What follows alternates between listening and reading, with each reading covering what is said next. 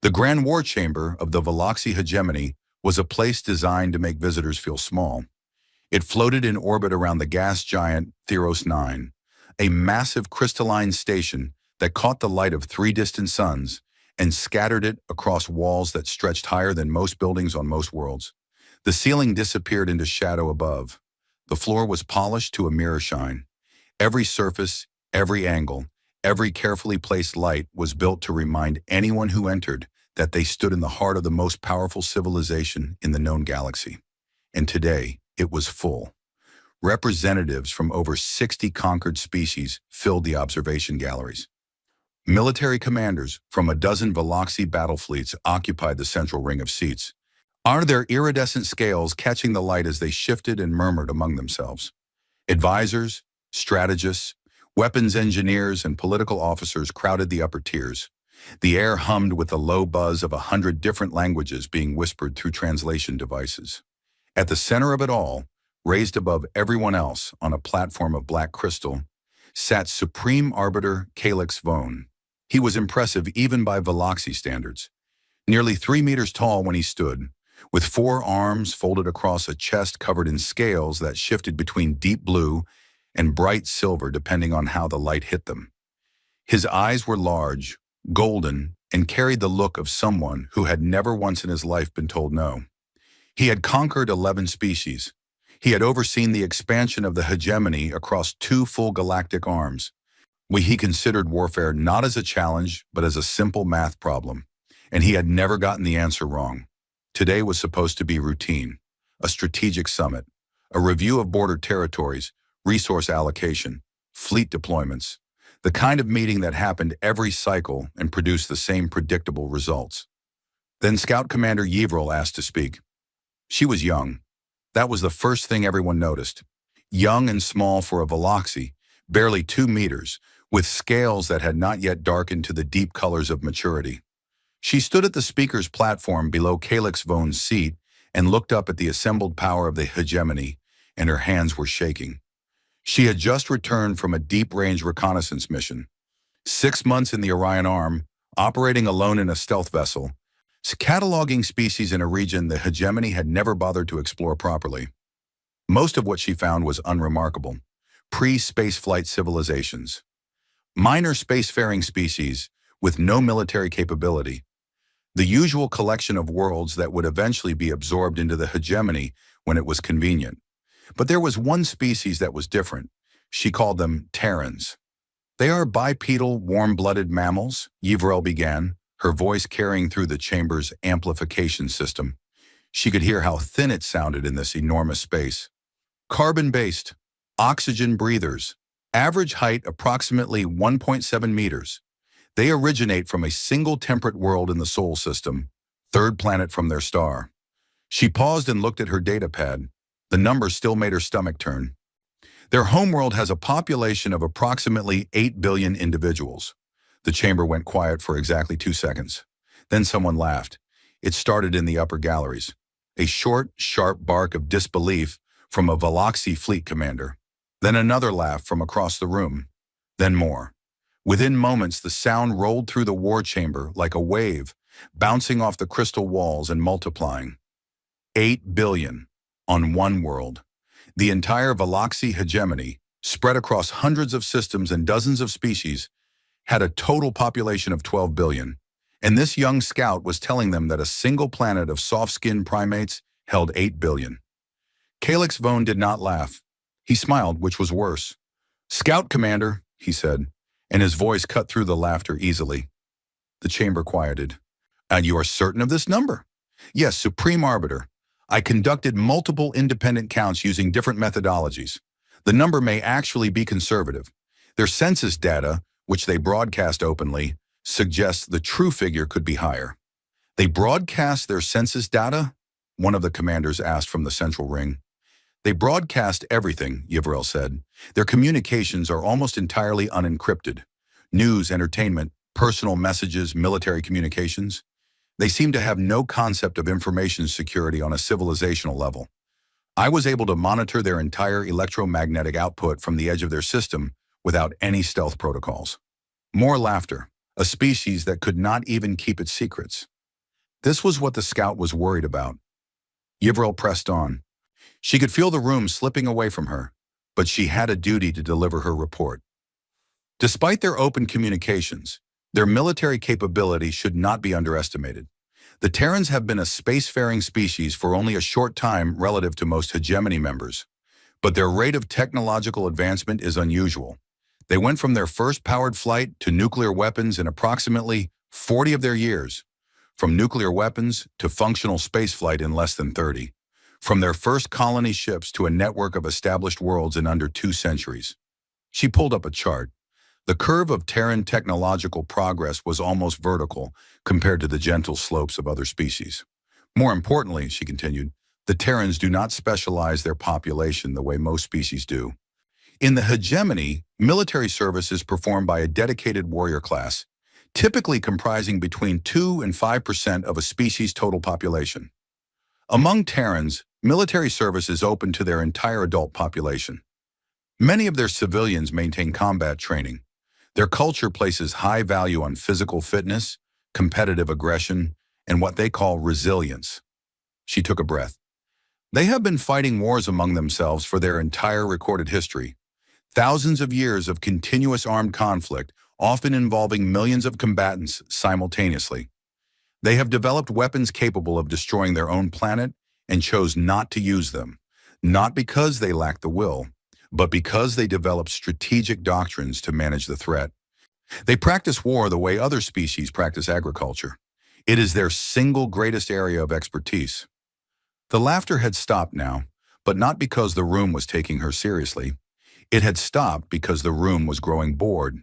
Yvril could see it in the way commanders shifted in their seats, in the way aides glanced at their own data pads, in the way Calix Vaughn's smile had become fixed and patient, in the way of someone waiting for a child to finish speaking.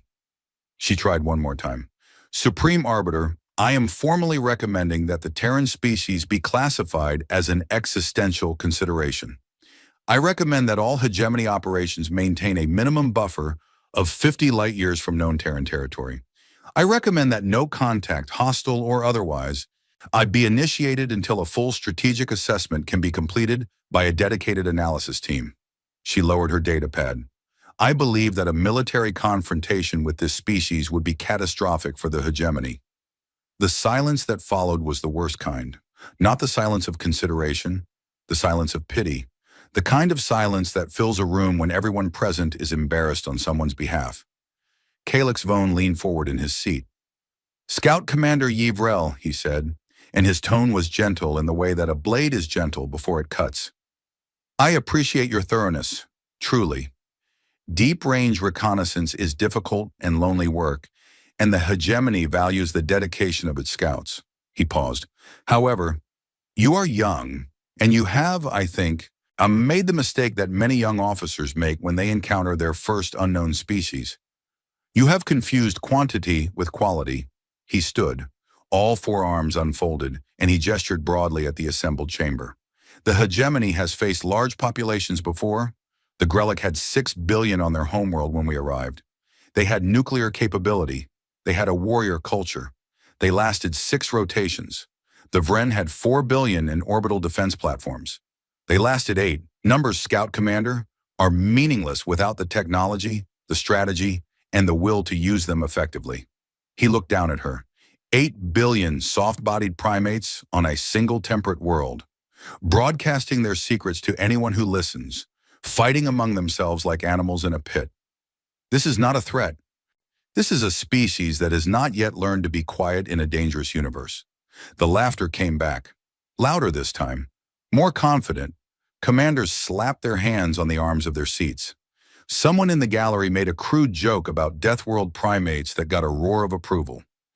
Yvril stood at the speaker's platform and felt something cold settle in her chest. Not embarrassment. Something deeper than that. Something that felt like standing at the edge of a cliff and watching someone walk toward it with their eyes closed. Supreme Arbiter, she said quietly, with respect. The Grelic did not have faster-than-light travel. The Vren did not have artificial intelligence. The Terrans have both, and they have had them long enough to build things with them that I could not fully catalog in 6 months of observation. I saw shipyards in their system that were producing vessels at a rate that exceeded our most productive facilities by a factor of. That will be sufficient, Scout Commander. Calix Vone's voice had lost its gentleness. You have delivered your report. It has been heard and noted. You are dismissed. The word dismissed landed like a door slamming shut. Yvrel stiffened. She looked around the chamber one last time, searching for a single face that showed doubt, concern, anything other than amusement or indifference. She found one. In the far corner of the central ring, partially hidden behind a column of dark crystal, sat Drenok. He was a Torvan, one of the few non-Veloxi permitted at the war table, kept around because his species had a talent for pattern recognition that even the Veloxi grudgingly respected. He was old by any species standards. His gray-green skin was scarred from campaigns that predated most of the officers in the room. His three eyes watched Yvrel with an expression she could not quite read. He was not laughing. Yvrel gathered her datapad and left the speaker's platform. The chamber buzzed behind her as the summit moved on to resource allocation reports and border patrol schedules. Her report was already forgotten, a footnote, a joke that would be retold in officers' clubs for cycles to come. The young scout who came back from the Orion Arms scared of monkeys. She was halfway down the corridor outside the chamber when she heard footsteps behind her. Heavy, uneven footsteps. Torvan footsteps. She stopped but did not turn around. Scout Commander? Drenok's voice was like gravel being poured into a metal container. He moved to stand beside her. He was shorter than her but twice as wide, built like something designed to survive impacts. You did well in there, he said. I was laughed at and reprimanded. Yes, those two things are not mutually exclusive with doing well. You delivered an accurate report to people who did not want to hear it. That is the definition of doing your job. Yvrel finally looked at him. His three eyes studied her with an intensity that was almost uncomfortable. You believe me? She asked. I believe your data. Data does not care whether anyone laughs at it. He paused. I have a question. Your report was thorough, but there was one thing you did not describe in detail. What? Their ships. You talked about production rates and fleet numbers? You did not talk about the ships themselves. Yeah, what did they look like? Yvrel was quiet for a long moment. She had not included detailed ship descriptions in her report because she had not known how to describe what she had seen in terms that would make sense to the war chamber. The hegemony built beautiful warships, elegant curves, flowing lines, gleaming hulls that reflected the light of whatever star they orbited. Hegemony vessels were designed to inspire awe, to make enemies understand, at first sight, that they faced a superior civilization. Terran ships were not like that. Wrong, she said finally. Their ships looked wrong, like they were built by something that expected to die and did not care. Drenok said nothing for a long time. His scarred face was unreadable. I was at the Vren campaign, he said eventually. I was at Grelic. I have fought 7 species for the hegemony, and I have won every time. And I have never once heard a scout describe an enemy's ships the way you just described theirs. He put one heavy hand on her shoulder. Keep your data, Scout Commander. Keep your reports. Keep everything. I have a feeling someone will want to see them again, and when they do, they will not be laughing. He turned and walked back toward the war chamber, his uneven steps echoing down the crystalline corridor. Yvrel stood alone in the hallway for a long time. 3 days later, the orders came down from the Supreme Arbiter's office. A standard subjugation fleet of 200 warships was being assembled and dispatched to the Terran border system designated Artemis IV, a minor colony world. Minimal strategic value. The operation was classified as a corrective incursion, intended to test Terran military response times and claim resources for the hegemony. 200 warships. For a species the Supreme Arbiter considered barely worth noticing. He had told his staff it was overkill, that 50 ships would probably be sufficient, but there was no reason not to be thorough. Yvrel read the orders on her datapad in her quarters aboard the scout station. She read them twice. Then she set the pad down on her desk and stared at the wall. She thought about the Terran shipyards she had seen from the edge of their system, the massive orbital structures that never stopped moving, never stopped building, producing ship after ship after ship with a relentless mechanical rhythm that had reminded her of a heartbeat. She thought about the electromagnetic chatter she had intercepted. Not the military transmissions, which were surprisingly sparse and tightly coded when they wanted them to be, but the civilian ones. Music, stories, arguments, laughter, a species that filled every frequency with the noise of being alive. She thought about the number that had made the war chamber laugh, 8 billion, and she thought about what Dranak had not said, but she had understood anyway. That the problem was not the number. The problem was what you got when you took 8 billion members of a species that had spent its entire existence learning how to fight and gave them a reason to stop fighting each other and start fighting something else. Somewhere in the Orion Arm, on a dusty half-finished world called Artemis IV, what 2 million humans went about their daily lives. They farmed, they built, they raised children. They watched their sky and wondered what was out there. They were about to find out, and so was the hegemony.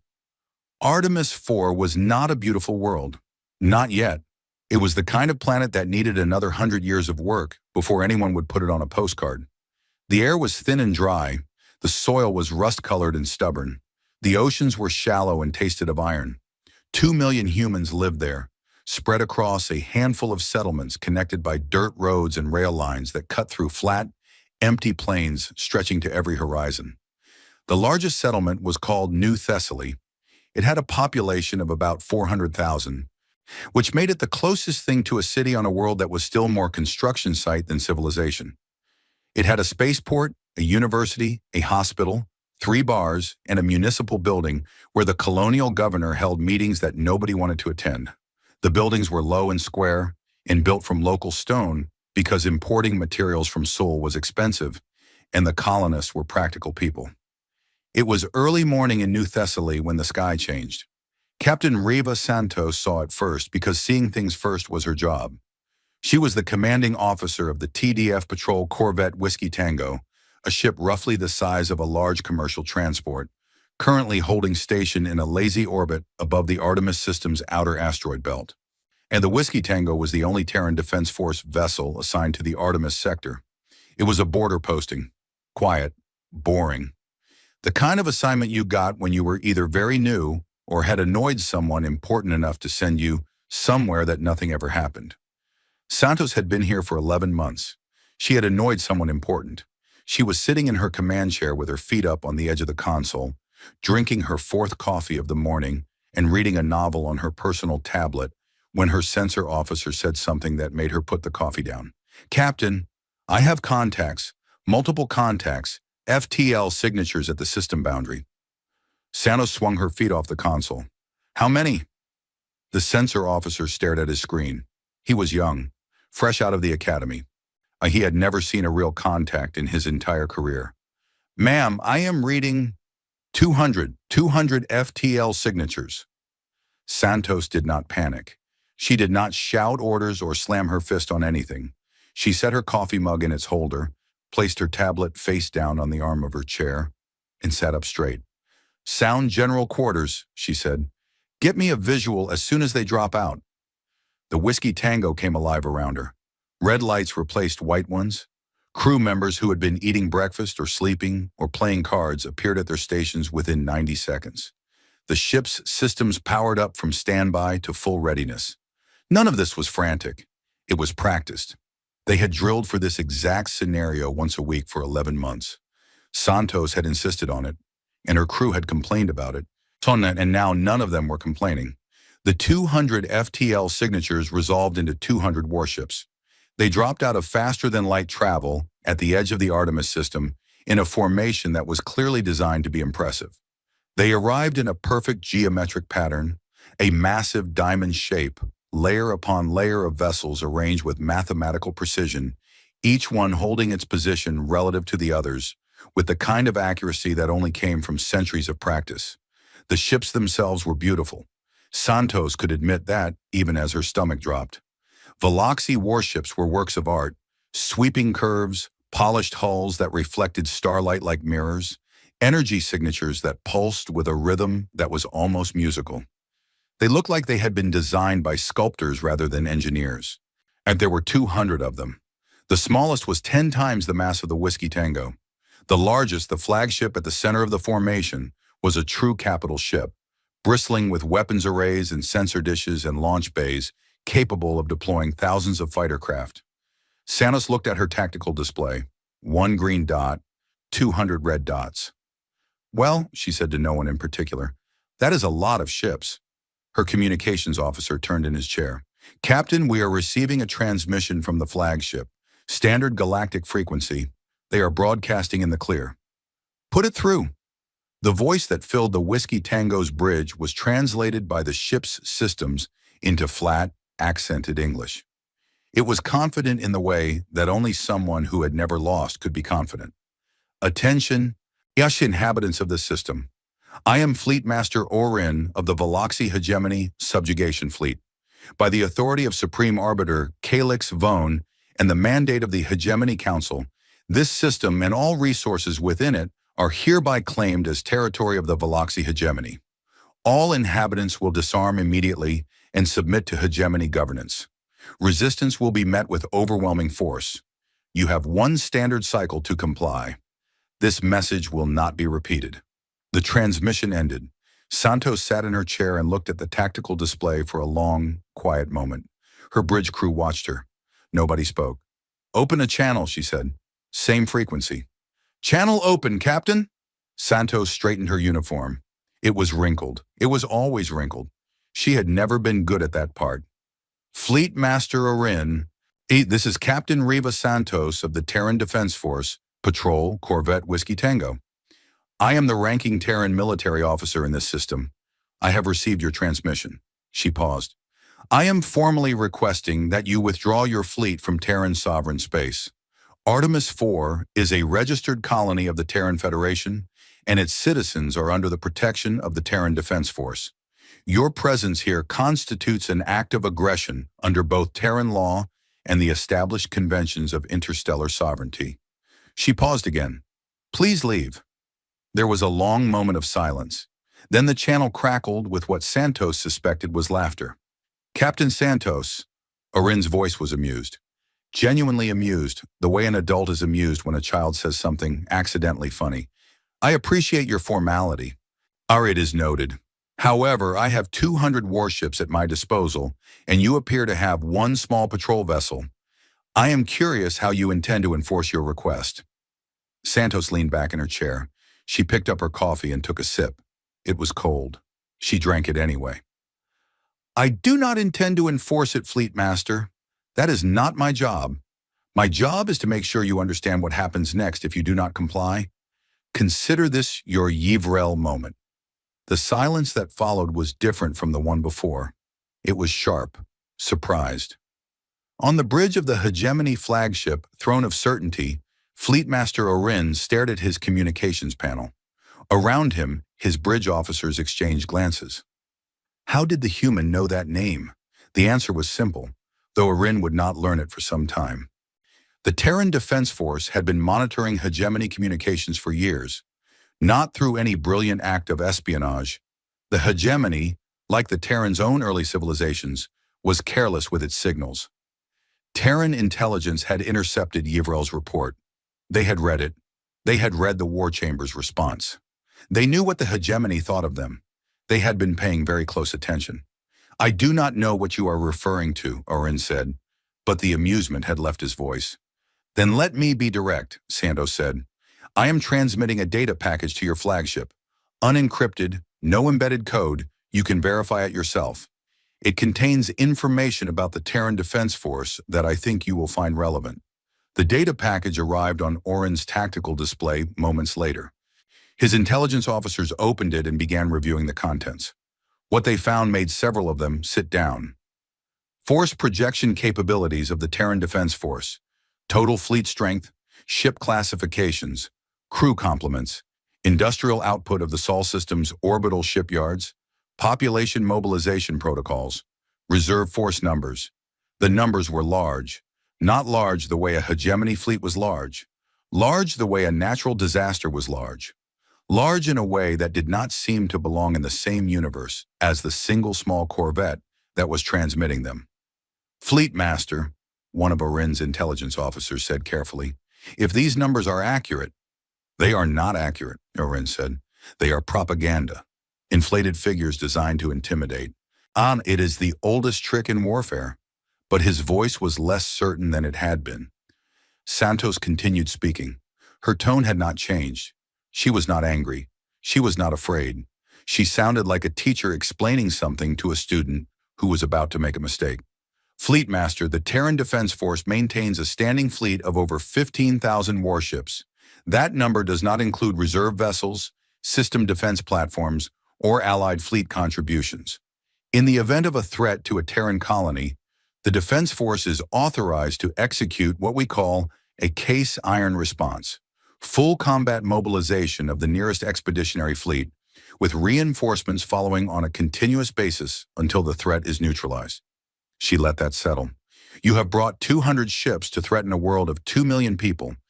I want you to understand that the response to this action will not be proportional to the size of this colony. It will be proportional to the threat. Any threat to any Terran world is treated as a threat to all Terran worlds. That is not a policy decision. It is doctrine. It is built into the command structure at a level that cannot be overridden by any single officer, including me. You are stalling, Orin said. You are one ship. You are trying to buy time. Yes, Santos said. I am absolutely trying to buy time. I am being completely honest with you about that. The question you should be asking is what I am buying time for. Orin's jaw tightened. He was young for a fleet master. Calix Vone's protege, chosen for this assignment because it was supposed to be simple. A training exercise with real targets. A chance to prove himself before moving on to more important commands. He had not expected to feel uncertain. He looked at his tactical display. 200 warships, 1 corvette. The math was simple. The math was always simple. All ships advance, he ordered. Standard approach formation. Begin landing preparations for ground forces. On the bridge of the Whiskey Tango, Santos watched the red dots begin to move. She nodded slowly. She had expected this. She had hoped for a different outcome. The way you hope the weather will be nice even though you have already packed an umbrella. But she had expected this. Communications, she said. Coded FTL burst. Priority 1. Following message. She took a breath. Whiskey Tango to Forge Actual. Artemis 4. They did not listen. Case iron. The message was short. Her kit traveled at faster than light speeds through a network of relay beacons that the hegemony did not know existed, using an encryption protocol that the hegemony could not break, to a destination that the hegemony had never mapped. It arrived at its target in seconds. Santos turned to her helm officer. Move us out of their approach path. Weapons to standby. Do not power up targeting systems. Ma'am, the helm officer looked confused. We are not engaging? We are not engaging. We are observing. But ma'am, if they reach the colony, they will reach the colony. We cannot stop 200 warships with 1 corvette, Lieutenant. That was never the plan. The Whiskey Tango slid gracefully out of the hegemony fleet's path and took up a position at a safe distance.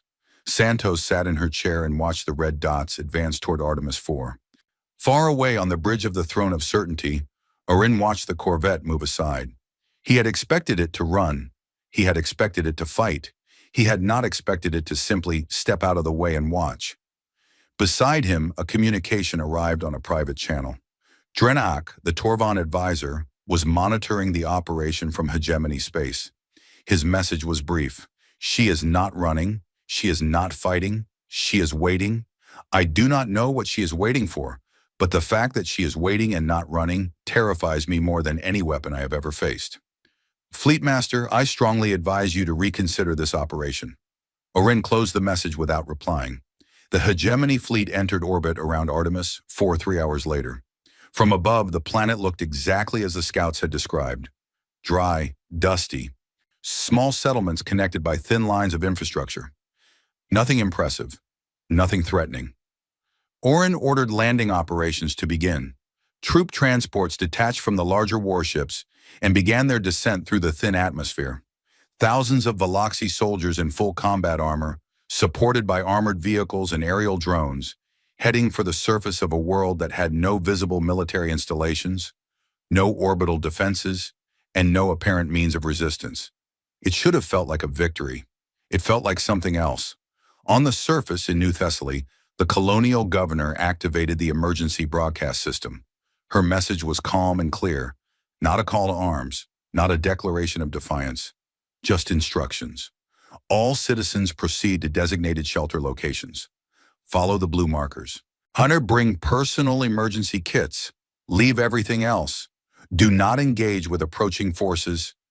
Repeat, do not engage. The people of New Thessaly moved. They moved quickly, and they moved quietly, and they moved with the kind of practiced efficiency that comes from doing something many times. Every household on Artemis 4 had an emergency kit. Every citizen knew their assigned shelter. Every shelter entrance was marked and maintained and stocked. The shelters were deep, very deep, dug into the bedrock of the planet using mining equipment that had been shipped from Sol at considerable expense, far more expense than seemed justified for a farming colony on a dusty frontier world. The tunnels went down for hundreds of meters and branched into networks that connected every settlement on the continent. They were reinforced, they were supplied, and they were, if you looked at them with a military eye, not shelters at all. They were bunkers. The hegemony ground forces landed in empty towns, streets with no people, buildings with no occupants, doors left open, meals left half-eaten on tables. The colonists had simply vanished into the ground. A Veloxi squad leader reported to his commander. The settlement is empty, no resistance, no casualties. They are gone. Find them, the commander ordered. They tried. The first squad that entered a tunnel entrance hit an automated defense system that killed 3 soldiers with precise targeted fire before they could retreat. The second squad found a different entrance and made it 50 meters underground before the tunnel collapsed behind them. They spent 6 hours digging their way back to the surface. The colonists were not fighting, nor the planet was fighting for them. Every tunnel was trapped. Every entrance was covered. The infrastructure of the colony, the roads and rail lines and power conduits that looked so innocent from orbit, was laced with systems designed to make an occupying force miserable. But this was an inconvenience, not a crisis. Orin had 200 ships and an army. He could take this planet apart piece by piece if he needed to. The humans could hide underground for a while, but eventually they would have to come out. He settled into wait. In orbit above him, the Whiskey Tango drifted silently. Captain Santos sat in her chair and drank another cup of coffee and watched the tactical display and said nothing. On the surface outside New Thessaly, a grizzled farmer named Hector Moran was the last civilian to reach his shelter entrance. Oh, he was 67 years old. He had come to Artemis 420 years ago because he wanted to build something with his hands, and he had built a farm that covered 200 acres of land that had never grown anything before he touched it. He was proud of that farm. He had put his life into that soil. He paused at the shelter entrance and looked up. The sky was full of alien warships. They caught the light of the local star and glittered like cruel jewelry against the pale blue atmosphere. Hector Moran had served in the Terran Defense Force for 12 years before becoming a farmer. He had fought in 3 engagements. He knew what warships looked like, what they could do, and what they meant. He also knew what a case iron signal meant, because every veteran did. He looked at the sky full of hegemony ships and shook his head slowly. "Hey, poor bastards," he said. Then he went underground and sealed the door behind him. Far away in the dark space between Artemis and Sol, something was moving. Something that did not show up on any sensor. Something that made no sound and cast no light and left no trail. Something very, very large. There is a particular kind of darkness between stars that most species never experience. It is not the darkness of a night sky, or a deep cave, or a room with the lights off. It is the darkness of nothing. True, absolute, infinite nothing. No light, no heat, no matter worth mentioning. Just vacuum stretching in every direction, farther than the mind can hold. In that darkness, something moved. It did not announce itself. It did not glow. It did not pulse with energy signatures or broadcast identification codes, or leave the faint gravitational ripple that most faster-than-light drives produced. It moved through the void the way a shark moves through deep water, silent, patient, aware. The TDF Thermopylae was 2 kilometers long. That number does not mean very much on its own. Space is large, and 2 kilometers is a small thing measured against the distance between worlds. But the Thermopylae was not measured against the distance between worlds. It was measured against other warships, and against other warships, it was enormous. It was roughly 8 times the length of the largest Veloxi capital ship in the fleet, currently occupying Artemis IV. It massed more than any 40 of those ships combined. It was a Forge-class dreadnought, and there were only 12 of them in the entire Terran Defense Force. Not because the Terrans could not build more, because 12 was enough. The Thermopylae did not look like a Veloxi warship. Veloxi warships were elegant. They curved and swept and gleamed. They were designed to be seen and admired. The Thermopylae was designed to do a job. It was angular. Flat planes of armor met at hard edges. There were no curves, no flowing lines, no aesthetic concessions of any kind. The hull was a dark matte gray that absorbed light rather than reflecting it. The surface was studded with weapons emplacements, sensor arrays, and launch bays, all of them recessed into the armor rather than mounted on top of it. Everything that could be protected was protected. Everything that could be hidden was hidden. The ship looked like it had been carved from a single block of metal by someone who hated anything that was not functional. Scout Commander Yvrel had described Terran ships as looking like they were built by something that expected to die and did not care. She was half right. The Thermopylae was built by something that expected to be hit by everything the universe could throw at it and intended to keep fighting anyway. On the bridge of the Thermopylae, Admiral Jun Seo Park sat in his command chair and read the latest tactical update from Captain Santos. Park was 61 years old. His hair was silver, his face was lined, his hands were steady. He had been a flag officer in the Terran Defense Force for 19 years and had commanded the 7th Expeditionary Fleet for the last 7. In that time, the 7th had never been deployed in a full combat operation. It had conducted patrols, exercises, humanitarian missions, and enough readiness drills to fill a lifetime. It had trained and prepared and waited. Park had spent those 7 years hoping he would never have to use his fleet for its intended purpose. He was a thoughtful man. He read poetry. He played the cello badly. He had a daughter who taught biology on Mars and a son who built furniture on Earth. He did not love war, but he was very, very good at it. The case iron signal from the Whiskey Tango had reached Terran Command through the relay network in seconds. It had been verified, authenticated, and escalated in under a minute. The 7th Expeditionary Fleet had received its activation order within 15 minutes of Santos sending her message. There was no debate, no committee meeting, no political discussion. Case iron was not a request. It was a trigger, a predetermined response built into the deepest level of Terran military doctrine. When a Terran colony was threatened, the nearest expeditionary fleet moved. Automatically, immediately. The way your hand moves away from a hot surface before your brain has finished processing the pain. The 7th Fleet had made the jump to Artemis in under 6 hours. Not because it was close. The 7th had been stationed at Kepler Station, nearly 40 light-years from Artemis. It made the journey in under 6 hours because Terran FTL drives were faster than anyone in the hegemony knew. The hegemony had estimated Terran FTL capability based on Yvrel's observations of civilian traffic in the Sol system. Cargo ships, colony transports, passenger liners, slow, ponderous vessels that plodded between systems at speeds the hegemony considered adequate. They had not observed Terran military vessels because Terran military vessels did not want to be observed. The Terran Defense Force had learned long ago that the best advantage in any conflict was an advantage the enemy did not know you had. Their warships ran dark, no active emissions, no beacon pings, no energy signatures beyond what could be masked by background radiation. When a Terran warship moved through space, it moved like a submarine in an ocean of nothing. You did not see it. You did not hear it. You did not know it was there until it wanted you to know. And now 40 Terran warships sat in the darkness at the edge of the Artemis system, waiting for Admiral Park to give the order. Park read Santos's report for the 3rd time. To 200 hegemony warships, ground forces deployed to the surface, colony populations secured in deep bunkers, no Terran casualties. The hegemony fleet was in standard occupation formation, spread across orbital positions above Artemis IV, focused on the planet below. They were not watching the dark.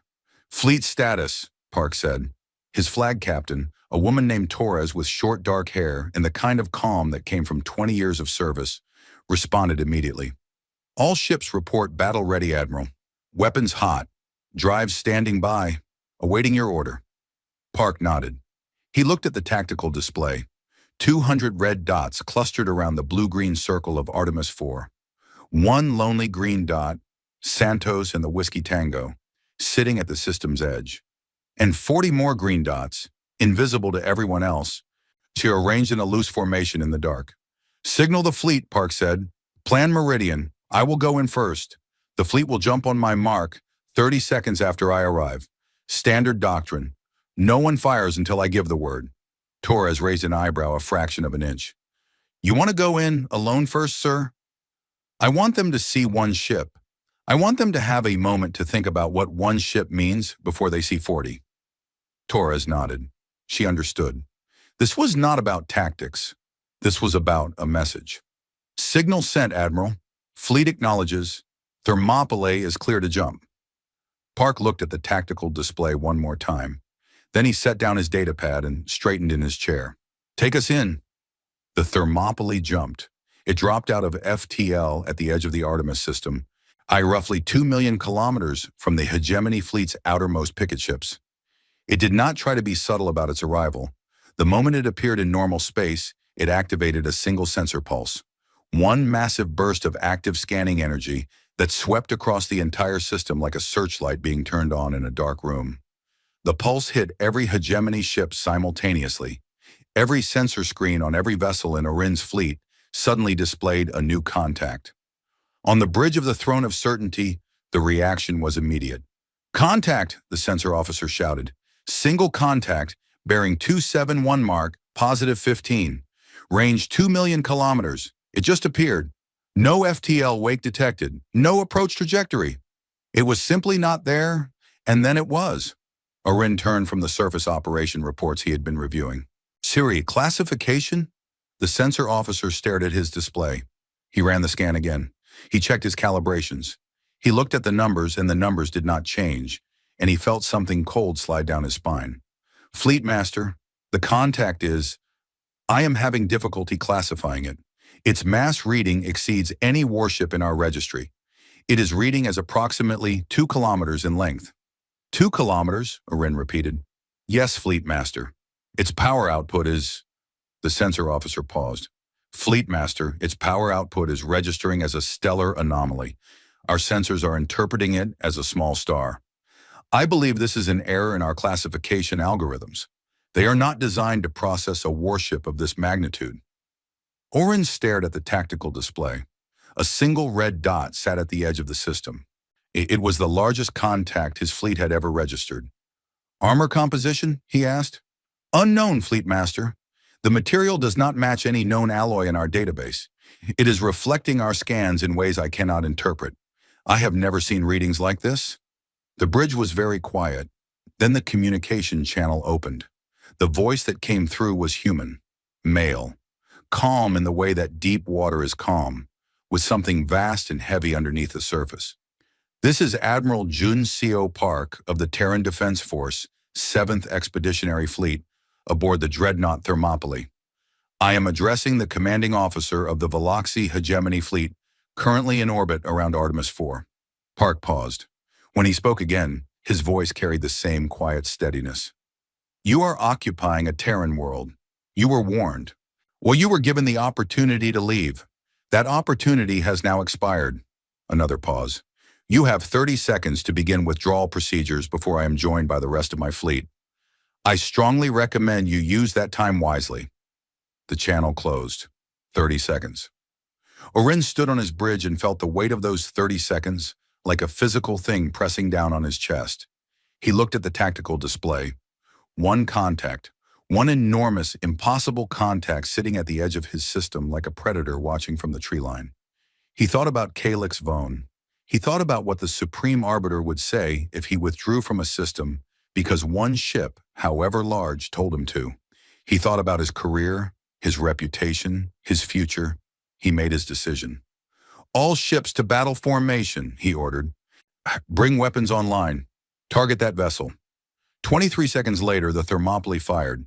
The spinal mount kinetic accelerator was the primary weapon of every Forge-class dreadnought. It ran the entire length of the ship, from the reactor assembly at the stern to the launch aperture at the bow. It accelerated a tungsten alloy projectile to a measurable fraction of the speed of light. The projectile had no warhead. It did not need one. At the velocities involved, the kinetic energy alone was sufficient to do things that most species would consider impossible. The round crossed 2 million kilometers of space in a time that no organic brain could meaningfully process. It struck the hegemony cruiser Radiant Conviction amidships. The Radiant Conviction was a frontline warship, 300 meters long, fully shielded, armored. It had served the hegemony for decades and had survived engagements against 4 different species. The tungsten slug passed through its shields as if they were not there. It passed through the forward armor. It passed through the bridge, the reactor, the crew quarters, the engineering section, and the aft armor.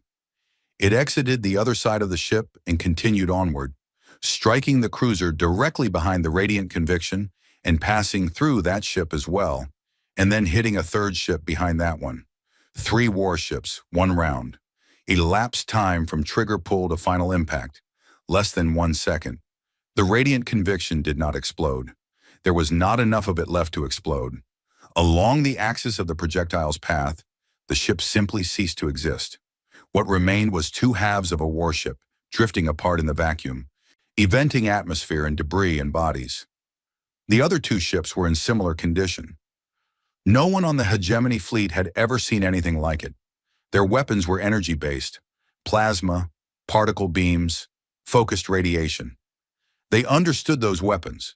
They could calculate their effects, predict their damage, defend against them. A solid projectile moving at relativistic speeds was something they had theorized about but never encountered.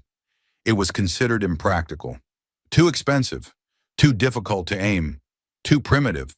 It was not primitive. The hegemony fleet had 30 seconds to process what had happened. Some ships began evasive maneuvers. Some charged their weapons and returned fire, sending beams of plasma arcing across the void toward the Thermopylae. The beams hit the dreadnought's armor and splashed across it like water hitting stone. They left scorch marks. They did not penetrate. Then the 30 seconds were up, and the rest of the 7th Fleet arrived. 40 warships dropped out of FTL in a pattern that surrounded the hegemony fleet on all sides. They did not arrive in formation. They arrived in a spread. Each ship appeared at a different position, at a different angle, covering a different vector. There was no geometric elegance, no neat lines, no diamond patterns. They appeared like wolves materializing from fog, each one already in position, already moving, already targeting. Destroyers, cruisers, frigates, carrier groups. And at the center of them all, the Thermopylae, vast and dark and patient. On the bridge of the throne of certainty, Fleetmaster Orin watched his tactical display fill with green dots, 40 of them, surrounding his 200 ships in a net of metal and weapons. His sensor officer was reading off contacts with a voice that had gone flat and mechanical, the way voices go when the brain behind them is trying not to process what it is seeing. 40 warships, Fleetmaster. Multiple classifications. Each individual vessel reads as superior to our heavy cruisers in tonnage, armament, and power output. Their formation is not standard. I cannot predict their attack pattern. They have targeting locks on our entire fleet. Orin did not speak. Across the system, Captain Santos watched from the bridge of the Whiskey Tango. She had been waiting for this moment for hours, and despite everything, there was no satisfaction in it. She opened a channel to the hegemony flagship. "Fleetmaster Orin," she said, "this is Captain Santos. As I mentioned earlier, I was not here to fight you. I was here to make sure you understood what happens next. What you are seeing now is what happens next." She paused. "I would like to re-extend my original offer. Please withdraw your forces from Terran space. We have no desire to destroy your fleet. The Admiral has given you every chance to leave. I am asking you personally to take that chance." Orin heard her words. He looked at his tactical display. 200 ships surrounded by 40, and he realized with a clarity that felt like ice water in his veins, that his 200 ships were outgunned. Not outnumbered. Outgunned. Each one of those 40 Terran warships was worth 10 of his. Maybe more. The mathematics of the situation, the simple cold equation that Calix Vone had always said made warfare predictable, was telling him something that every instinct in his body already knew. He was trapped. Far away in hegemony space, Drenak sat alone in his quarters and monitored the tactical feeds from Artemis. He watched the Terran fleet materialize around Orin's forces. He watched the numbers update on his screen. He watched the power readings, the weapon signatures, the movement patterns of ships that fought like nothing in the hegemony's long history of warfare. He thought about what Yvrel had said. Their ships looked wrong, like they were built by something that expected to die and did not care. Now he understood what she meant. These ships were not built by a species that expected to die. They were built by a species that had stared at death so many times for so many centuries, across so many wars fought against themselves, that they had learned exactly how much damage a ship needed to survive, and exactly how much damage it needed to deal. There was no waste, no beauty, no wasted energy on anything that did not serve the purpose of keeping the crew alive and the enemy dead. These were the ships of a species that had perfected the art of war by practicing on the only opponents worthy of the challenge, each other. Drenak closed his eyes and sent one final message to Fleet Master Orin. It said, "Surrender." Orin stared at the message. He stared at the tactical display. He stared at the dark shape of the Thermopylae, visible through the bridge viewport, blotting out the stars like a wound in space. Around him, his bridge crew waited in silence. The entire fleet waited. 200 warships, the pride of the Valoxy hegemony, surrounded by 40 ships from a species they had laughed at. Nobody was laughing now. Fleet Master Orin chose to fight. He did not choose it because he believed he could win. The tactical display told him everything he needed to know about his chances, and the numbers were not kind. He chose to fight because of what waited for him if he did not. If he surrendered 200 warships without firing a shot, Calix Vone would destroy him. Not metaphorically. The Supreme Arbiter did not tolerate failure, and he absolutely did not tolerate cowardice. Orin would be stripped of his rank, his family would be disgraced, and he would spend whatever remained of his life in a cell beneath the war chamber, one an example to anyone who might consider the unthinkable act of retreating from a lesser species. At least if he fought, there was a story to tell. A fleet that went down swinging against an overwhelming force was a fleet that could be honored. Defeat in battle was acceptable. Surrender was not. It was a stupid reason to condemn thousands of soldiers to death. Orin knew that. He gave the order anyway. "All ships, engage," he said. His voice was steady. He owed his crews that much. "Fleet formation Primus. Concentrate fire on the large vessel. All fighter wings launch. All point defense systems active." 200 warships pivoted and opened fire. The void between the hegemony fleet and the Terran fleet lit up with plasma. Bright blue bolts of superheated matter streaked across the darkness, converging on the Thermopylae from dozens of angles simultaneously. Particle beams lanced out like needles of white light. Missile batteries dumped their payloads into space, sending swarms of guided munitions arcing toward the nearest Terran contacts. It was an impressive display. The combined firepower of 200 Valoxy warships was enough to crack the crust of a small moon. It was the kind of concentrated destructive power that had ended wars in hours, that had broken species, that had made the name of the hegemony synonymous with unstoppable military force across 2 galactic arms. The Thermopylae took all of it. Plasma bolts struck the dreadnought's armor and dissipated. Particle beams scored lines of molten metal across the hull that cooled and hardened almost instantly. Missiles detonated against the surface in flashes of light that briefly illuminated the ship's massive silhouette before fading to nothing. The armor held. On the bridge of the Thermopylae, Admiral Park felt the deck vibrate beneath his feet as the ship absorbed the combined fury of an entire fleet. Warning lights flickered on damage control panels. Somewhere deep in the ship, a secondary hull plate buckled under sustained fire and was immediately reinforced by automated repair systems. "Damage report," Park said. "Outer armor degradation at 7% in sectors 12 through 15, Torres reported. "No penetration, no system damage, no casualties." 7%. 200 warships firing everything they had, and they had scratched the paint. Return fire, Park said. All batteries.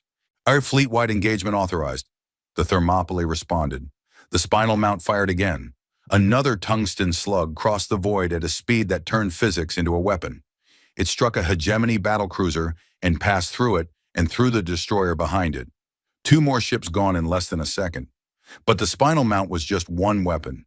The Thermopylae carried hundreds of others. Broadside railgun batteries opened up, each one hurling projectiles that were smaller than the spinal mount's rounds but still devastating. Point defense turrets designed to intercept incoming missiles were repurposed to shred fighters. Missile tubes launched salvos of autonomous munitions that selected their own targets, adjusted their own trajectories, and struck with a precision that was almost surgical. And then the rest of the 7th Fleet opened fire. The 40 Terran warships had been waiting in their positions, weapons locked, drives ready. When Park gave the order, they attacked from every direction at once. There was no single line of battle, no neat formation exchanging volleys across a defined front. The Terran ships came at the hegemony fleet from above, below, ahead, behind, and both sides simultaneously. Terran doctrine did not believe in fair fights. The doctrine had a name. It was called overwhelming response, and it had been developed over centuries of human warfare. Its core principle was simple. When you fight to end the fight as fast as possible, with as much force as possible, taking as few losses as possible. There was no honor system, no ritual combat, no tradition of meeting your enemy blade to blade and testing your courage against theirs. There was only the objective, neutralize the threat, and the most efficient path to achieving it.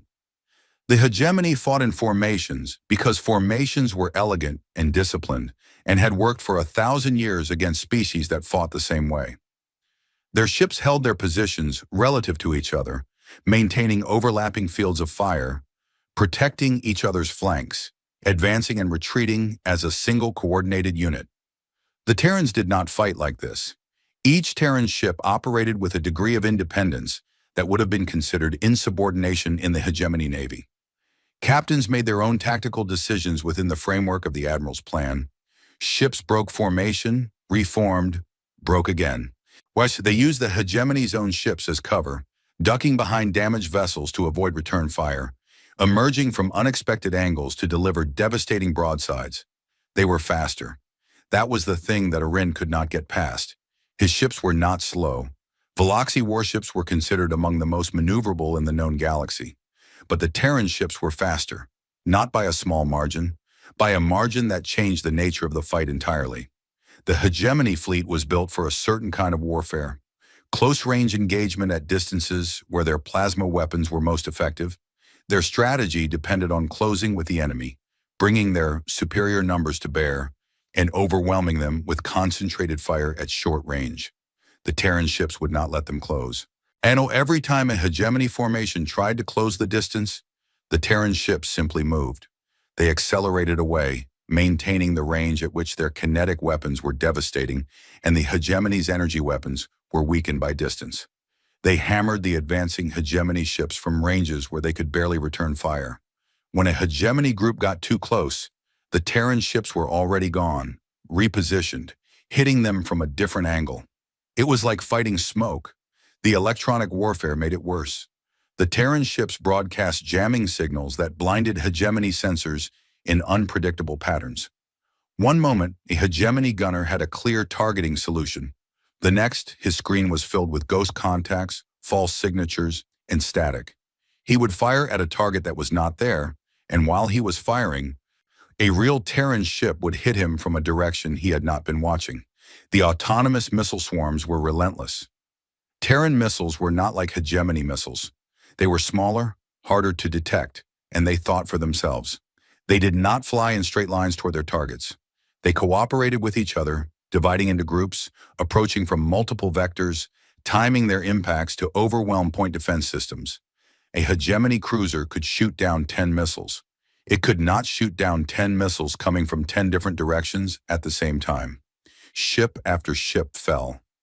On the bridge of the throne of certainty, Arin watched his fleet die on the tactical display. Red dots flickered and went dark. Each one was a ship. Each ship had a crew. Each crew had families waiting for them back in hegemony space. A hegemony heavy cruiser, the Eternal Mandate, tried to make a run at the Thermopylae. It charged straight in, all weapons firing, its captain screaming orders to concentrate everything on one point of the dreadnought's hull. The Thermopylae did not even try to dodge. It simply absorbed the fire and responded with a broadside that tore the Eternal Mandate apart from stem to stern. The pieces drifted away, glowing and spinning, and the Thermopylae moved on. Orin's fighter wings fared no better. The hegemony launched thousands of small attack craft from its carrier vessels. They were fast and numerous and piloted by some of the best aviators in the hegemony navy. They swarmed toward the Terran fleet in coordinated waves. The Terran point defense systems ate them alive. Every Terran ship was covered in small, rapid-fire turrets controlled by targeting computers that operated faster than any organic pilot could react. The fighters flew into walls of projectile fire that filled the space ahead of them with metal. Entire squadrons vanished in seconds.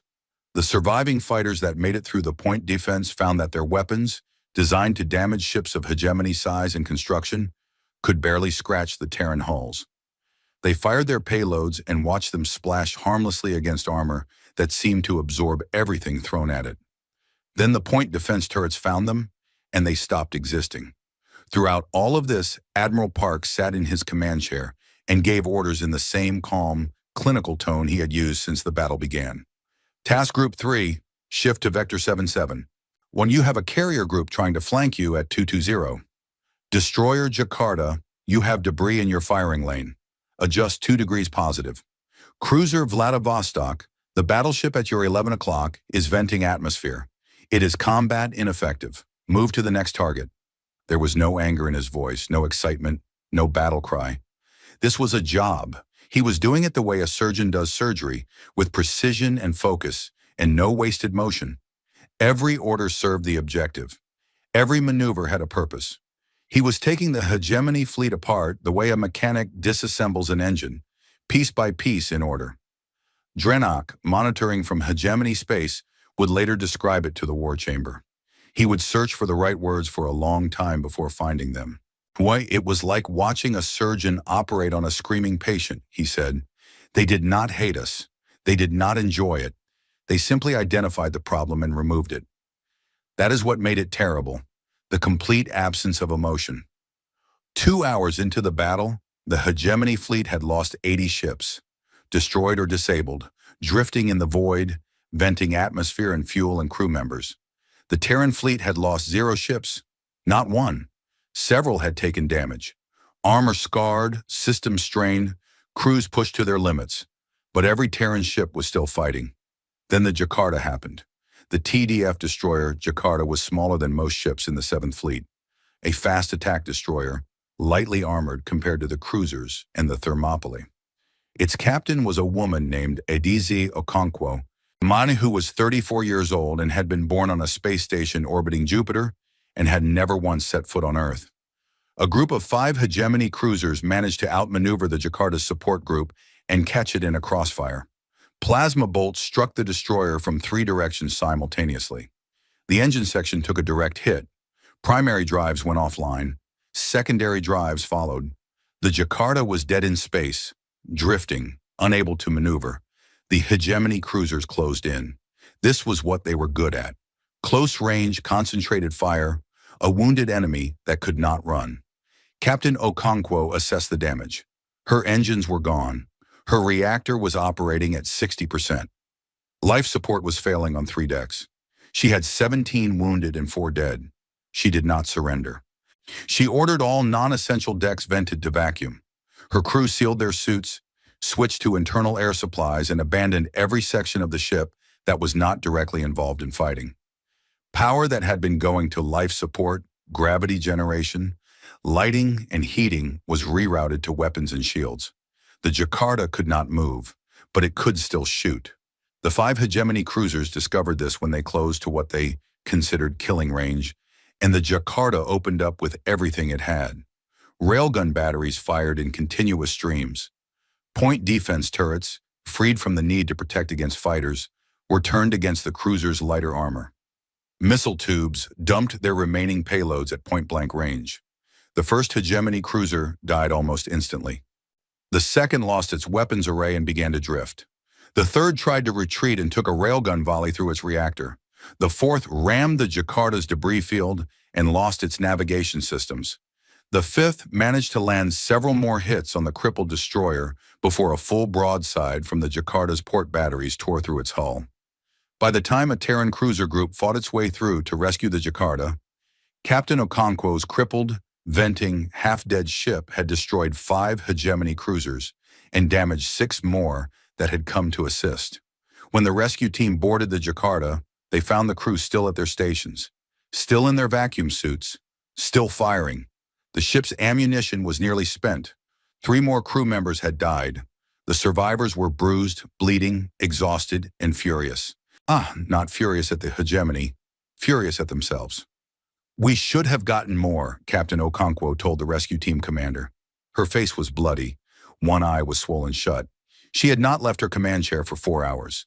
"They sent 5, and we only got 5. We had the ammo for at least 3 more. The rescue team commander stared at her. He had been in the Terran Defense Force for 15 years and had seen a lot of things. But the look in Okonkwo's one working eye was something he would remember for the rest of his life. 3 hours after the battle began, it was over. Of the hegemony's 200 warships, 140 were destroyed or disabled. Broken hulls drifted in the void around Artemis IV, surrounded by clouds of debris and frozen atmosphere, and the bodies of the dead. The remaining 60 ships had been herded by the Terran fleet into a tight cluster, surrounded on all sides. Their weapons still active, but their tactical situation hopeless. Admiral Park opened a channel. "Fleet Master Orin, you have fought. Your fleet has fought. The courage of your officers and crews is not in question. But this battle is over. You have lost." His voice remained what it had been throughout. Calm, steady, respectful. "Surrender your remaining vessels and your crews will be treated humanely. They will receive medical attention. They will be given food and water and shelter. When the political situation permits, they will be returned to the hegemony. You have my word and the word of the Terran Defense Force." A pause. "This offer will not be repeated." On the bridge of the throne of certainty, as Fleet Master Orin looked at what remained of his fleet. 60 ships, damaged, low on ammunition, surrounded. His crew was looking at him, not with anger, not with blame, with exhaustion, with the hollow eyes of people who had just watched 140 ships full of people they knew be destroyed in 3 hours. He thought about Calyx Vone. He thought about disgrace in prison and the cold cell beneath the war chamber. Then he thought about the crews on his remaining 60 ships, the thousands of lives that still depended on his next decision. He closed his eyes. "All ships," he said, "stand down, power down weapons. This is Fleet Master Orin. I am ordering a general surrender." The hegemony fleet went quiet. Ship by ship, weapons powered down, shields dropped. Engines went to idle. It was done. On the surface of Artemis IV, the hegemony ground forces had watched the battle in the sky above them. They had seen their fleet burn. They had seen the lights of dying ships streak across the thin atmosphere like falling stars. They had heard the communications, the desperate calls for help, the orders that stopped mid-sentence, the silence that followed. They were cut off. Their fleet was gone. Their commanders were dead or surrendered. They were standing on a planet full of bunkers they could not crack, surrounded by automated defenses they could not beat. Under a sky now owned by an enemy they could not fight. They laid down their weapons. The bunker doors opened. The colonists of Artemis IV came back to the surface. They came out blinking in the daylight, carrying children, supporting the elderly, looking up at a sky that was still hazed with the distant glow of burning wreckage. Terran Marines landed within the hour. Dropships touched down outside every settlement and disgorged squads of armored soldiers who moved with calm efficiency through the streets. They secured the hegemony prisoners. They established perimeters. They set up field hospitals. There were no reprisals, no revenge, no cruelty. The Veloxi soldiers were disarmed, given water, and processed through intake stations where their wounds were treated and their identities were recorded. A Terran medic knelt beside a wounded Veloxi soldier whose leg was badly burned and spent 20 minutes treating the wound, using supplies from her own kit before moving on to treat a wounded human with a broken arm. The Veloxi soldier watched her go with an expression that no one from the hegemony would have understood. He had been told that Terrans were primitive, aggressive, barely civilized. He had been told they were animals. He had just watched this animal bandage his leg and give him painkillers and tell him, through a translation device, that he was going to be okay. In the intake line, a captured Veloxi officer stood beside a Terran Marine who was processing prisoners. The Veloxi was a mid-ranking commander. He had fought well. He had lost. He looked at the Marine. The Marine was young, tired. His armor was dusty and scratched. He looked like someone who had been doing hard work for a very long time and wanted to go home. "Why?" the Veloxi officer asked. The Marine looked up. "Why did your admiral not destroy us all? He could have. The 60 ships that surrendered, he could have destroyed every one of them. We were helpless. Why did he stop?" The Marine looked at him for a long moment. Then he shrugged. "Yeah," he said. "He could have. That is the point." The Veloxi officer did not understand. He would think about those words for a very long time before he did. Above Artemis IV, the wreckage of 140 warships drifted in silence. The surviving 60 sat powered down, surrounded by Terran escorts. The Thermopylae hung in high orbit, dark and massive and still, watching over all of it like a monument to a lesson that had been learned in the hardest possible way. On the bridge of the Whiskey Tango, Captain Santos sat in her chair and drank a cup of coffee that had gone cold hours ago. She looked at the tactical display. Green dots everywhere. The blue planet below. The red dots were gone.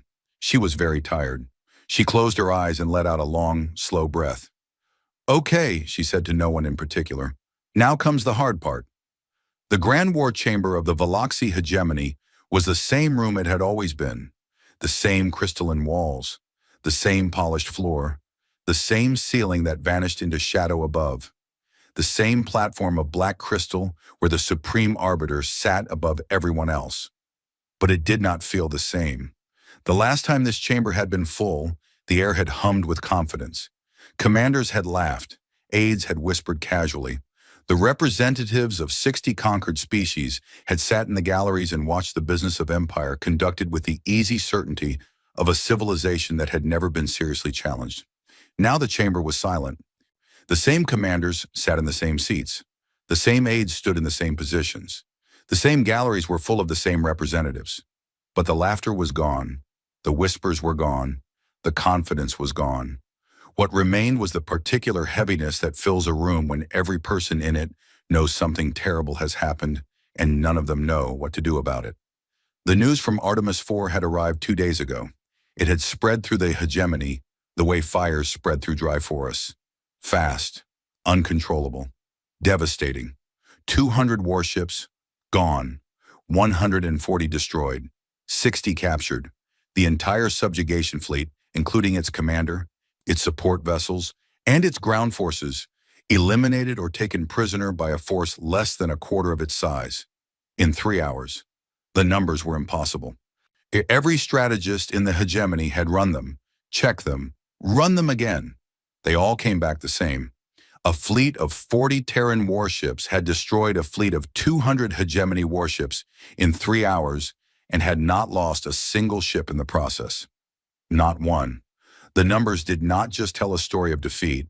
They told a story of a gap between what the hegemony was and what the Terrans were that was so vast, so fundamental, that it called into question everything the hegemony believed about itself and its place in the galaxy. Supreme Arbiter Calix Vone did not see it that way. He stood on his platform, all 4 arms braced against the railing, his scales shifting between colors so fast they seemed to blur. His golden eyes swept the chamber with the fury of someone who had been personally insulted by the universe. "Yes, this was a failure of command," he said. His voice filled the chamber. It was loud, it was angry, it was absolutely certain. Fleetmaster Orin was given a simple assignment. He failed. His failure is not an indication of Terran strength. It is an indication of his weakness. He paced on his platform.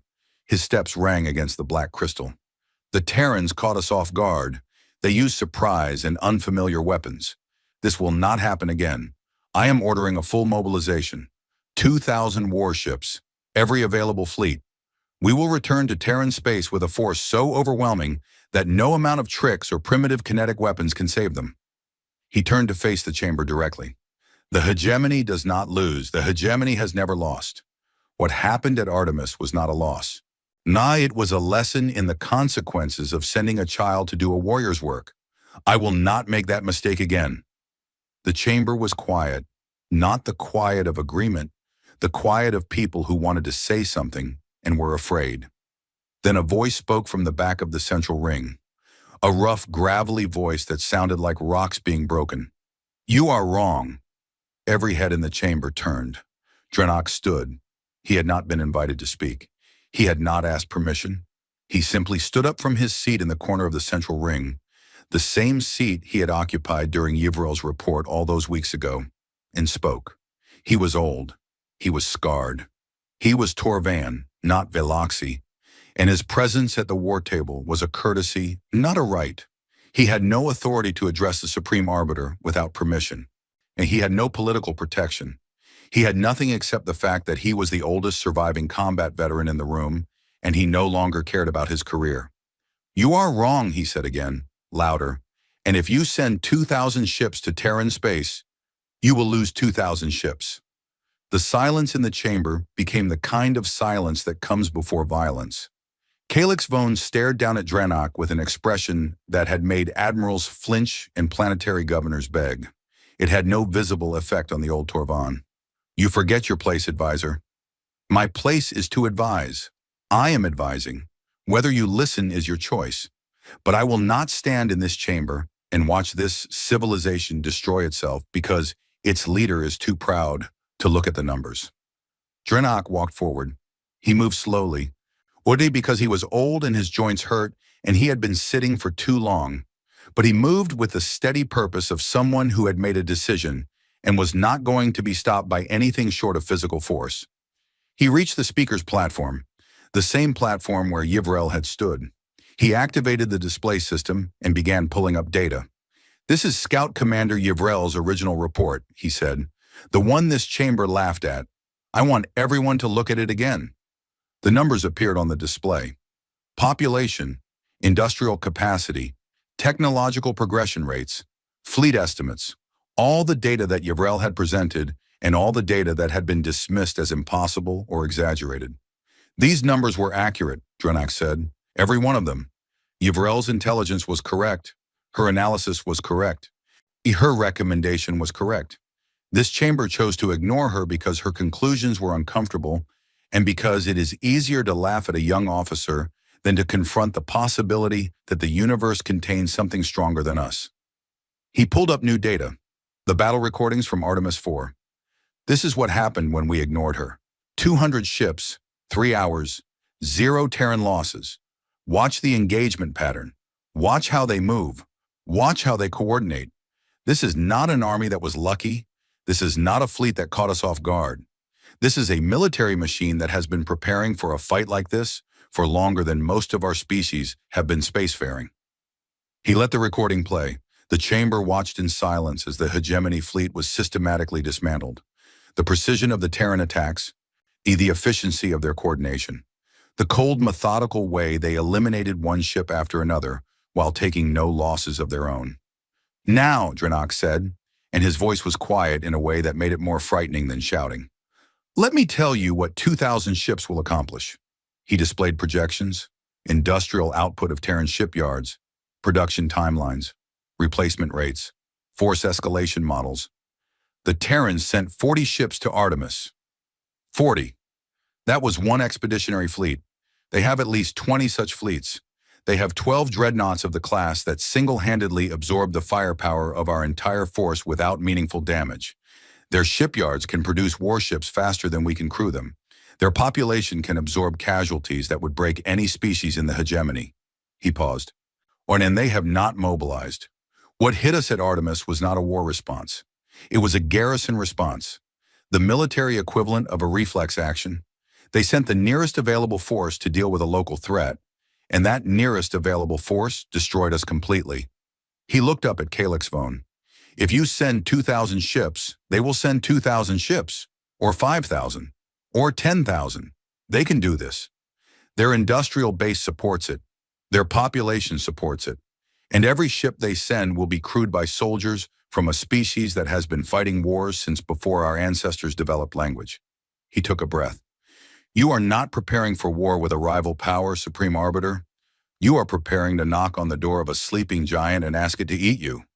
The chamber was very still. The Calix Vone's scales had stopped shifting. They were fixed in a deep dark blue that meant anger so profound it had gone past heat and into cold. You are finished, he said. I am finished when I have said what needs to be said. You are finished now. Drenak did not move. He stood on the speaker's platform and looked up at the Supreme Arbiter of the Valoxy hegemony and waited. The moment stretched. Then the communications station at the side of the chamber activated. An incoming transmission, Priority 1, from outside hegemony space, from Terra. The communications officer looked at Calix Vone. The Supreme Arbiter nodded once sharply. The transmission was put through.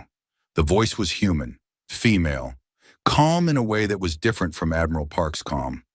Park's calm had been the calm of controlled force, and this was the calm of someone who was very good at talking and preferred it to every alternative. This is Ambassador Chen Wei of the Terran Diplomatic Corps. I am broadcasting on behalf of the Terran Federation government. This message is addressed to the Supreme Arbiter of the Valoxy hegemony and the assembled members of the Hegemony Council. The chamber was frozen. Every face turned toward the speakers. First, I want to express the Terran Federation's sincere desire for peace. We do not seek war with the hegemony. We do not seek territory. We do not seek conquest. We are aware of the hegemony's history, its achievements, and its position in this region of the galaxy. We respect what you have built. Her voice remained steady and warm. However, the system of Artemis IV is Terran sovereign space. Its citizens are Terran citizens. When your fleet entered that system and threatened those citizens, it triggered a defensive response. That response has concluded. Your surviving personnel and vessels are being treated humanely, and we are prepared to discuss their return at your earliest convenience. A pause, measured, deliberate. We would prefer to be your neighbors. We would prefer to trade, to exchange knowledge, to build something together. The galaxy is large enough for both of us, and we believe that cooperation between our civilizations could produce benefits that neither of us can achieve alone. Another pause. Longer this time. But if you choose war, we need you to understand something about us. It is not a threat. It is not a boast. It is simply information that we believe you should have before making your decision. The ambassador's voice did not change in tone. It did not become harder or colder or louder. It stayed exactly the same, and somehow that made what she said next worse. If you choose war, we will not fight the way you fight. We will not stop when honor is satisfied. We will not negotiate when the balance shifts. We will not accept a partial victory or a face-saving compromise. We will keep coming until the threat to our people no longer exists. Completely, permanently. That is not a policy choice. It is not something our leaders decided. It is a cultural reality that has been shaped by 10,000 years of warfare among ourselves. It is who we are. She let that sit for a moment. We do not want to show you who we are. We would very much prefer to show you who we can be when we are not at war. We are builders. We are explorers. We are curious and creative and deeply interested in the universe and everything in it, including you. We would rather study your civilization than fight it. We would rather learn from you than destroy you. But we will do what we must to protect our people. Every time, without hesitation, without limit. The ambassador's voice softened slightly. We are transmitting coordinates for a proposed diplomatic summit on neutral ground, a moon in the Kepler 442 system that belongs to neither of our civilizations. We propose a meeting within 30 standard days. No weapons, no warships, just representatives, sitting in a room, talking about the future. A final pause. We hope you will come. Ambassador Chen Wei, Terran Diplomatic Corps, signing off. The transmission ended. The grand war chamber of the Veloxy hegemony was absolutely silent. 200 beings in a room designed to project power, and not one of them made a sound. Calix Vone stood on his platform. His forearms were rigid at his sides. His golden eyes stared at the communication station, as if the message might come back and say something different. He looked around the chamber. He looked at his fleet commanders, his strategists, his weapons engineers, his political officers. He looked at the faces of every species in the gallery, the conquered peoples who had watched the hegemony's dominance go unchallenged for centuries. He looked for support, for someone who would stand and say, "Yes, we fight." For someone who would give him the excuse he needed to do what every part of his pride was screaming at him to do. He found nothing. The commanders did not meet his eyes. The strategists studied their data pads. The weapons engineers were quiet. Even his most loyal supporters, the officers who had followed him for decades, who had cheered when Yvrel was dismissed, who had laughed at the idea of a Death World species challenging the hegemony, they were silent. They had seen the numbers. All of them. Yvrel's numbers, Drenak's numbers, the battle recordings from Artemis IV, the industrial projections, the population figures, the one number that mattered most, 0. 0 Terran ships lost. They believed the numbers now. Calix Vone's scales shifted, blue to silver to blue again. His jaw worked, his hands clenched and unclenched. And then, in the back of the chamber, Scout Commander Yvrel stood. She did not speak. She did not need to. She simply stood in her place in the observer's gallery, where she had been recalled as a witness, and looked at the Supreme Arbiter. Her face was calm. Her hands were steady. She was no longer the nervous young officer who had trembled on the speaker's platform while the chamber laughed at her. She stood and she waited, and she let her presence say everything that needed to be said. I told you, and you laughed, and people died because you laughed. Calix Vone looked at her. Something passed across his face. Not apology. He was not capable of that, but recognition. The recognition that comes when you realize that the person you dismissed was the only person in the room who was right. He closed his eyes. Send a response to the Terran Diplomatic Corps, he said. His voice was quiet, stripped of its fury, stripped of its certainty, just a voice. Inform them that the hegemony will attend the summit. The chamber exhaled, not with relief, with something more complicated than relief, with the sound of a civilization that had just looked over the edge of an abyss and chosen, barely, to step back.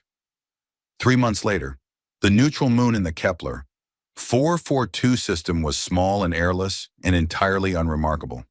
It had been chosen precisely because it belonged to no one and mattered to no one and had no strategic value whatsoever. It was a blank space, a fresh page. The summit had gone better than anyone expected and worse than anyone hoped. There had been arguments, accusations, walkouts, moments where the entire process seemed ready to collapse. But there had also been agreements, small ones at first, prisoner exchanges, border definitions, communication protocols, then larger ones, trade frameworks, scientific cooperation, a mutual non-aggression treaty that both sides knew was only as strong as the will behind it. It was not peace, not yet, but it was the absence of war, and for now that was enough. On an orbital station above a neutral world, the first joint Terran hegemony research facility opened its doors. It was a modest thing, a converted trading post really, fitted with laboratories and meeting rooms, and a cafeteria that served food from 12 different species and did a bad job with all of it. Drenak visited the station 6 months after the summit. He walked its corridors slowly, observing. He watched Veloxy scientists working beside human scientists, measuring the same phenomena, arguing about the same data, making the same frustrated faces when experiments did not go the way they expected. It was awkward. The old tensions were still there, visible in the stiff body language and the careful politeness and the way people from both species tended to cluster with their own kind during break periods. But they were there, in the same room, working on the same problems. That was something. He found a corner of the cafeteria where a human engineer was sitting across from a Veloxy technician. The human had pushed a cup of dark liquid across the table toward the Veloxy. Try it, the human said. She was grinning in the way humans did when they were about to enjoy someone else's discomfort. It is called coffee. It is the foundation of our entire civilization.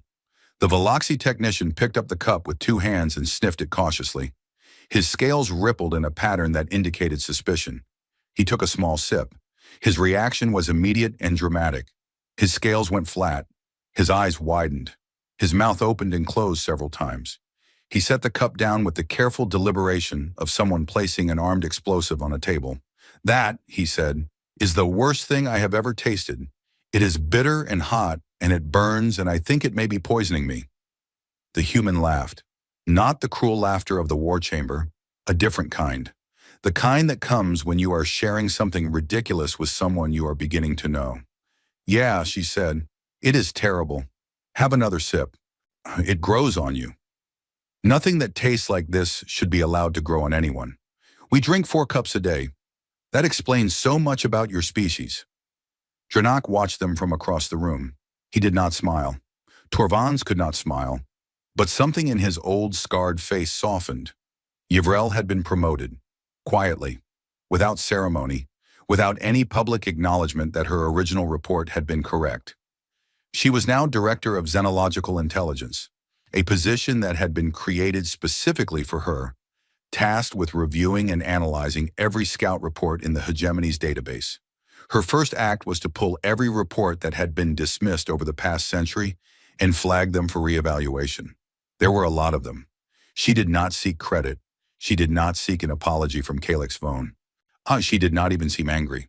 When Dranak asked her about it, she simply said that being right was not the point. The point was making sure the next warning was heard. Captain Santos received a commendation and a new assignment. She was now the Terran Ambassador-at-Arms to the Hegemony border region, a position that was half diplomat and half military liaison, and entirely suited to someone who could tell an enemy fleet to leave and mean it. She still drank too much coffee. She still wore a wrinkled uniform. She was, by all reports, very good at her job. Fleet Master Arin was returned to the Hegemony as part of the prisoner exchange.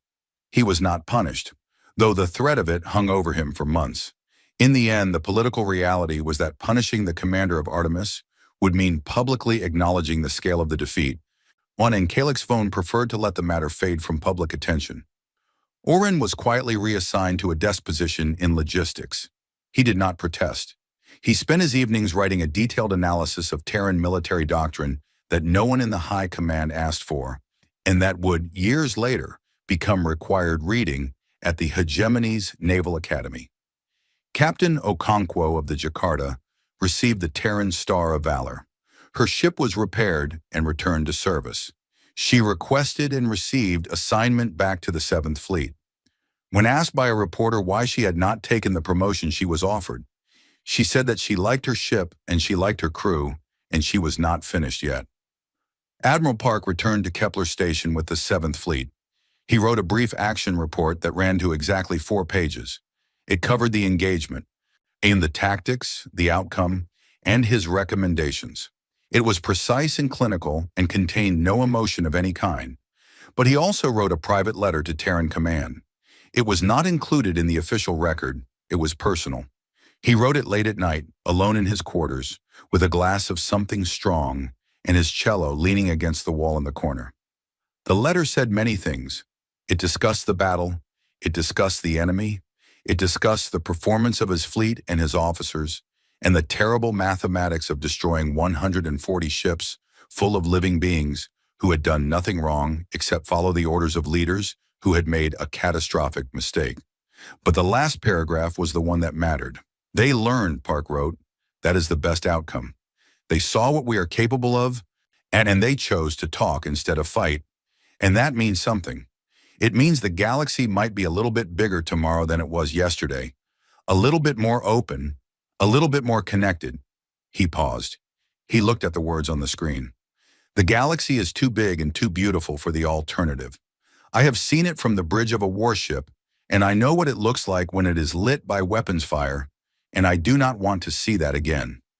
I want to see it lit by the light of stars and the glow of stations, where people from different worlds sit together and drink terrible coffee and argue about things that do not matter." He set down his glass. "But keep the 7th Fleet ready.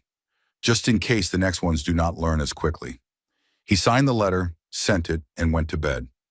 Outside his window, the stars burned. Billions of them, old and young, bright and dim, each one a sun, each sun possibly warming a world, each world possibly holding someone looking up at the sky and wondering what was out there. The galaxy was very large and it was full of questions, and for the first time in a long time, at least two civilizations were asking them together. It was not a happy ending. It was not a sad ending. It was a beginning, and that was enough.